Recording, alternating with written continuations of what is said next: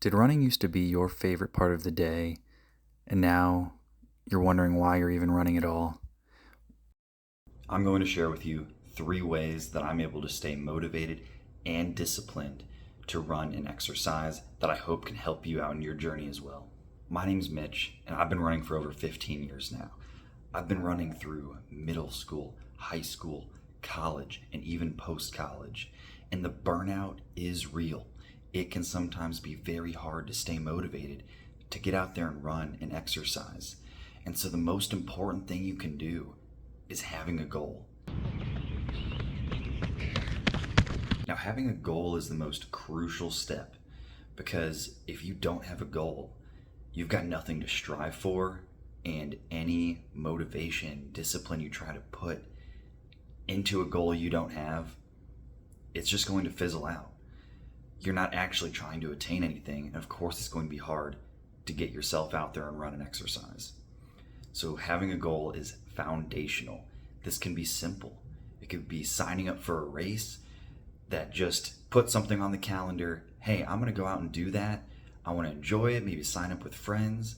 For me, it's a little bit different. My goals changed over the years, and it started out in middle school. I wanted to be the fastest. That was all it was. My goal was I wanted to be the fastest out there.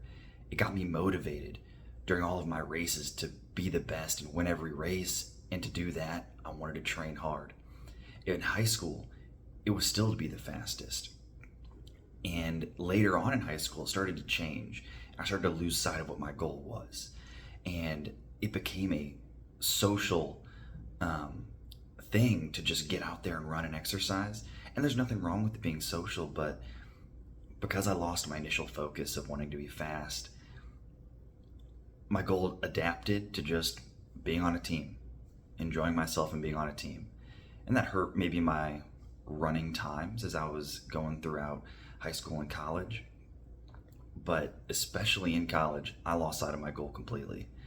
All I wanted to do was be part of the cross country team. I didn't even want to go out and run anymore. I didn't want to train. I like to race, but did I really want to race if I wasn't trying to work towards anything? But now that I'm post college, I've got a new goal. And that goal is to be a superhero dad to my now son and any future kids that my wife and I have. And I want that to be the baseline for everything I do. I want them to look at me and say, wow, dad, you are awesome. You are so fit. You're so cool. To me, that's what motivates me now and keeps me disciplined to get out and run and exercise. And you just have to find a goal that is tailored towards you. What is it that you want to achieve? Do you want to sign up for a race? Put something on the calendar. Do you want to be a superhero parent? Set a good example for your kids watching you run and exercise. Find a way to work that goal into your life and write it down. Don't just say, I want to do this. I'm guilty of that. I say, I want to do this. But I don't say, I am doing this. I would say, I want to, but I wouldn't take any necessary steps towards it until I had a goal. Write it down. I am this. I'm going to be this. And once you have that baseline, your mindset will already start to change. And that then leads right into the next thing I'm going to talk about. Now, the second thing I'm going to mention is planning. You have to plan. If you then make your goal and you do continue to just say, oh, I want to do this. This is my goal. I want to do this. If you don't plan for it, is it actually ever going to come to fruition? Are you ever going to achieve your goal? If you don't actually lay out the steps to achieve your goal, it's going to fizzle out again.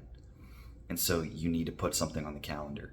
Once you have that goal written down, this is what I'm going to be. This is who I am. I'm going to achieve this.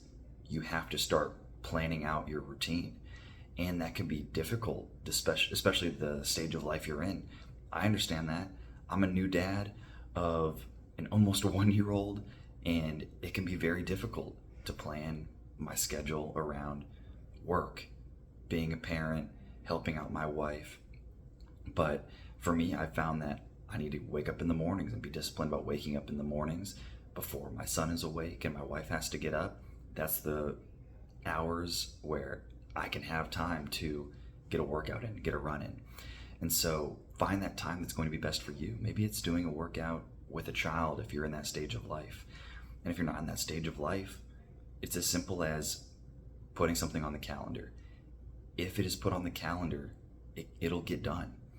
That's the whole premise behind planning. It's like if you plan for it and schedule it, it'll happen. If you never put it on the calendar, are you really going to do it?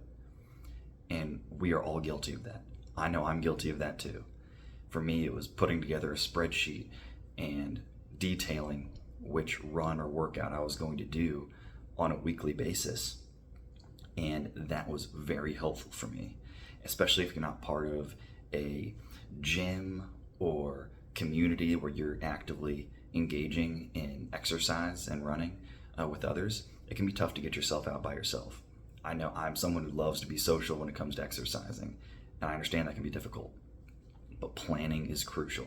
You have to make the goal. The goal is the first and foremost thing you need to do, but the next thing is you got to put it on the calendar. And once I started marking it on the calendar, I realized I started getting up easier. I was getting my workout done, and it was so helpful for me. And I know it can be helpful for you as well. Finally, the third thing I want to mention is you need to keep it simple. A lot of times when you're trying to get back into exercising, back into running especially, you can sometimes overwhelm yourself with how much you're trying to do, just coming right back into it. And the burnout is real. You don't want to burn yourself out by just getting overzealous. So have that goal in mind, write it down, start putting your training on the calendar. But if you're getting back into running, maybe you're not going to put 5 miles a day on the calendar for the first few weeks. No, start with just getting outside and walking. Do run walks. Do a short run a few times a week. Keep it simple and allow yourself to continue to build up that momentum. And that is going to help carry it on even further. When I was in college, I had taken so many years of my life and I dedicated them to running. And so when I was in college, I started to get very burned out. By the end of my final race, my senior year of college, I didn't even cool down. I finished my last race and I said, I am done running. And I don't even think I ran, besides maybe occasionally, for 2 years. And that's how burned out I was. I had just dedicated so much time and I didn't have a love for it anymore. The important thing is you want to keep that fire for it. Maybe you enjoy running and you love running, but you just are struggling to motivate yourself and stay disciplined with getting out and actually running. I've been there. And so keeping it simple where you can still have that fire, that desire, that love for running, if you keep that throughout, that makes having the goal and planning so much easier too. It can be daunting when you're writing on your calendar every single training plan for your marathon if you haven't built up to that first. And so if you're going to sign up for a race and make that your goal, hey, sign up for a local 5K. You don't have to run it as fast as you possibly can. Like, don't be disappointed with any times or goals you give yourself for a race, but put it on the calendar. Like, this is supposed to be, if running is enjoyable for you, make a goal, put it on the calendar, keep it simple, keep the fire and the love for running going. And by doing that, you're going to find yourself much happier, much more enjoyable with your fitness, your exercise, running, and I think as a person too, like throughout the day, the way you interact with people. You're never going to regret a run. My wife and I say that all the time. You will never regret going on a run. And so I guarantee you're that same way. Do you ever look back on a run you did and go, oh man, I wish I didn't run? No, because you feel good. You get that runner's high, feel great. You got out and exercised, enjoyed the nice weather. And so embrace it and you'll find yourself loving the sport.